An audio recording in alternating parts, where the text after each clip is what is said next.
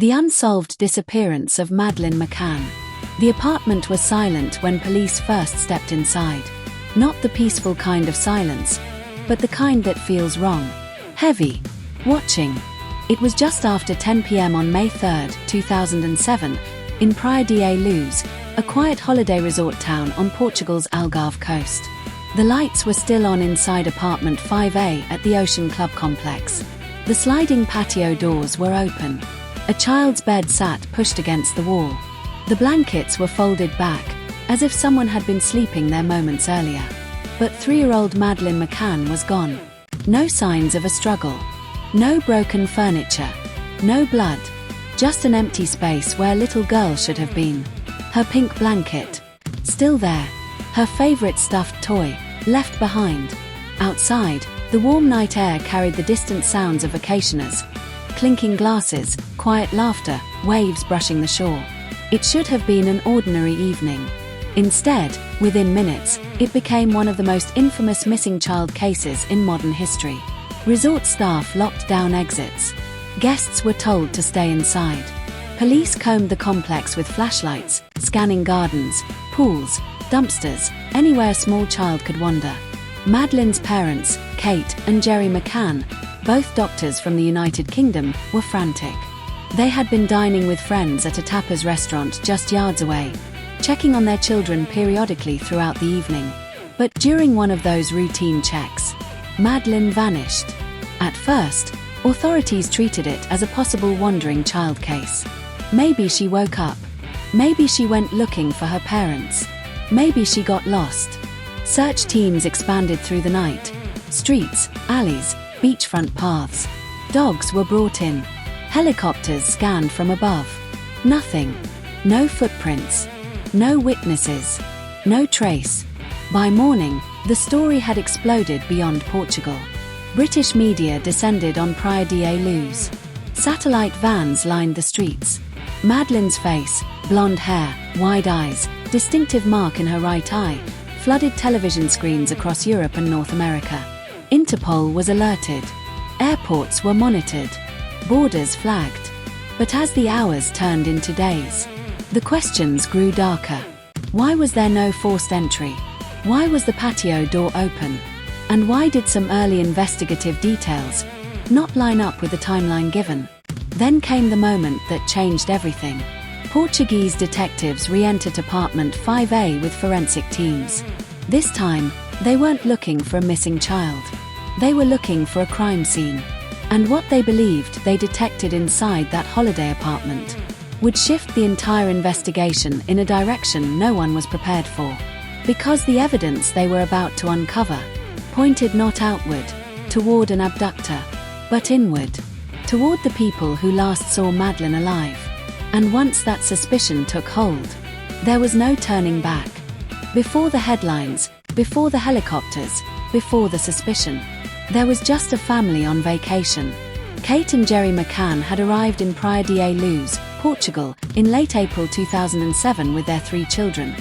3-year-old Madeleine and her 2-year-old twin siblings. Both parents were respected physicians in the United Kingdom, known by friends as responsible, structured, and deeply devoted to their kids. The holiday was meant to be a break from demanding hospital schedules. Sunshine. Beaches. Family time. They were traveling with a group of friends, all doctors, in what became known as the Tapas 7. Each night, the group dined together at the Ocean Club's Tapas restaurant, located about 50 yards from the McCann's ground floor apartment. Close enough, they believed, to check on their sleeping children regularly. On the evening of May 3rd, the routine was the same. The children were bathed, put into pajamas, and tucked into bed around 7 p.m. Madeleine slept in the bedroom closest to the apartment's patio doors. The twins slept in cots nearby. At roughly 8:30 p.m., the adults gathered at the restaurant. Every 15 to 30 minutes, one parent would walk back to check on the children. At 9:05 p.m., Jerry McCann made his check. He later said he saw Madeleine asleep in bed. The bedroom door was slightly open. Nothing unusual. At 9:30 p.m., a family friend, Matthew Oldfield, offered to do the next check for Kate and Jerry while they remained at dinner. He entered the apartment but did not physically see Madeleine, only listened for noise. Hearing none, he left. Then, at approximately 10 p.m., Kate McCann walked back for her turn. She later described the moment as something she felt before she understood. The bedroom door, she said, slammed shut behind her as she entered. The window was open. The shutters raised. Cold air moving through the room. Madeleine's bed. Empty. Kate ran back to the restaurant screaming, "They've taken her." Within minutes, the resort erupted into chaos. Staff searched pools. Guests formed human chains through nearby streets. Police were called immediately, but the first hours revealed troubling gaps. No one reported hearing screams. No one saw a child being carried away. No vehicles speeding off. And despite the open window, investigators noted no signs of forced entry. Still, the abduction theory dominated early efforts. Roadblocks were set up across the Algarve.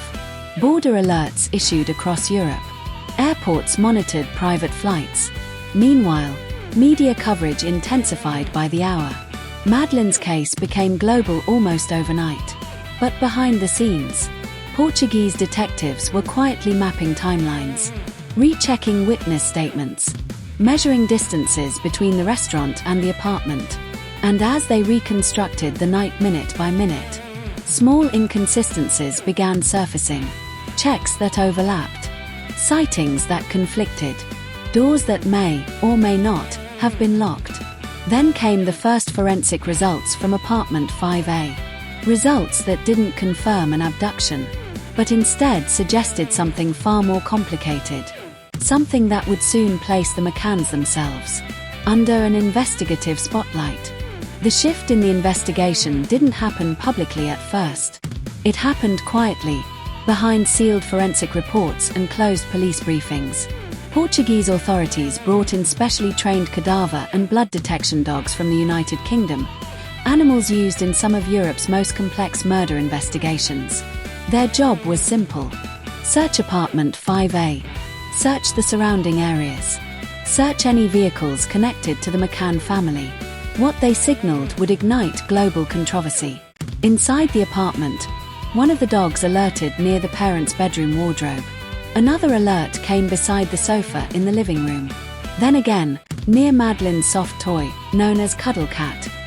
To investigators, these alerts suggested the possible presence of human decomposition scent and traces of blood inside the holiday apartment. But there was a problem. No body had been found. No confirmed crime scene existed. And cadaver dog alerts alone were not considered definitive forensic proof in court. Still, the signals raised serious questions. Why would such scents be present if Madeleine had been abducted alive? The focus intensified in August 2007, 3 months after Madeleine vanished. Police seized the McCanns' rental car, which they had hired weeks after the disappearance. The dogs were deployed again. They alerted inside the trunk. For detectives, the implication was explosive. Had Madeleine died in the apartment and been transported later? The McCanns strongly denied this. They stated they had nothing to do with their daughter's disappearance and had fully cooperated with authorities from the beginning. But media coverage turned harsh. British tabloids published daily theories. Portuguese newspapers suggested a cover-up. Speculation flooded television panels across the UK, US, Canada, and Australia. Public sympathy began to fracture. Then, on September the 7th, 2007, Portuguese police made a stunning move. Kate McCann was named an official suspect, an arguida under Portuguese law. She was questioned for hours. Pressed about timelines. Pressed about the night Madeleine vanished. Pressed about the forensic alerts. Soon after, Gerry McCann was also named a suspect. The world watched in disbelief. The parents of a missing child, now under formal investigation themselves. But despite months of scrutiny, authorities still had no body, no murder weapon, no confession, no eyewitness placing the McCanns in any act of violence. The case stalled in a fog of suspicion and incomplete evidence. Then, in July 2008, Portuguese prosecutors made a controversial decision. They archived the case. The McCanns were cleared of arguido status. Officially, they were no longer suspects. But the damage was done. Public opinion remained divided. And Madeleine was still missing. Years passed with no confirmed sighting. No arrest. No resolution. Until more than a decade later, when German investigators announced they were pursuing a new prime suspect. A man with a violent past. A man who had lived near Praia da Luz in 2007. And a man prosecutors believed may hold the key to what really happened that night. For years, Madeleine McCann's case sat in the shadows of cold case files, reviewed, reopened, and re-examined by multiple agencies across Europe. Leads came and went. Sightings were reported from Morocco to Australia.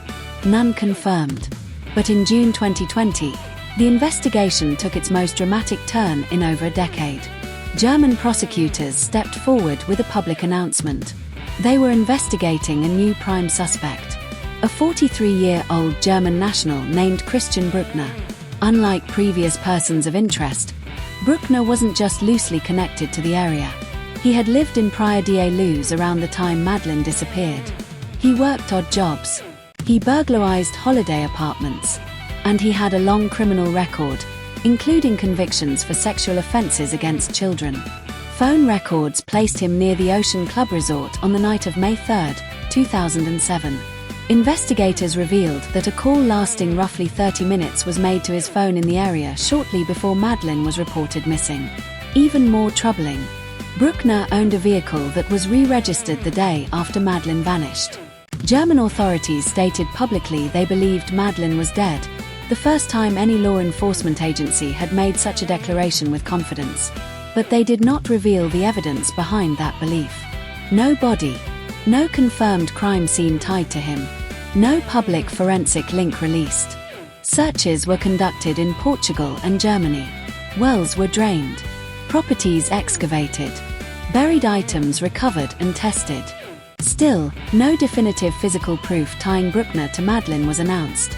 Behind the scenes, prosecutors reportedly built a circumstantial case, digital files, witness statements, prior offenses, and geographic placement.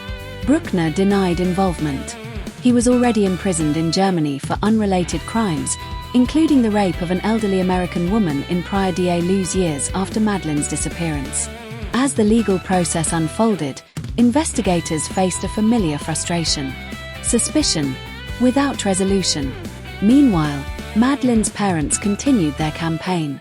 They marked birthdays, released age-progressed images, funded private investigations, appealed to the public for information. Their message never changed. They still believed Madeleine could be found. Nearly 2 decades after that silent apartment was discovered, no one has been charged with her disappearance. No court has ruled on what happened. No confirmed trace of Madeleine has ever been recovered.